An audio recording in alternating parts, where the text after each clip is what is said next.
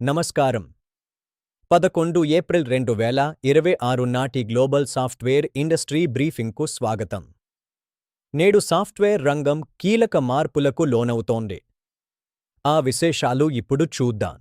Google ను $1.7 billion మరియు ఇంట్యూట్ టాక్స్లోని $420 million కొనుగోలు చేశాయి. దీనివల్ల వివిధ ప్లాట్ఫామ్ల మధ్య కనెక్టివిటీ పెరుగుతుంది. ఓపెన్ఏఐ న్యూరల్ ట్రాన్స్ఫర్ 1.0ను మరియు గూగుల్ డీప్ మైండ్ చేతి రాతను కోడ్గా మార్చే ను ఆవిష్కరించాయి. ఏఐ రంగంలో ఇవి విప్లవాత్మక మార్పులు. ఆపిల్ తన యూనివర్సల్ను ప్రివ్యూ చేయగా, సేల్స్ ఫోర్స్ కంపెనీల కోసం ఏజెంట్ స్టూడియో నో-కోడ్ ప్లాట్ఫామ్ను విడుదల చేసింది.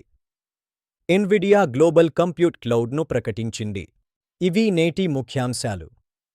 మరిన్ని అప్డేట్స్ కోసం చూస్తూనే ఉండండి. రేపటి బ్రీఫింగ్లో మళ్ళీ కలుద్దాం. సెలవు.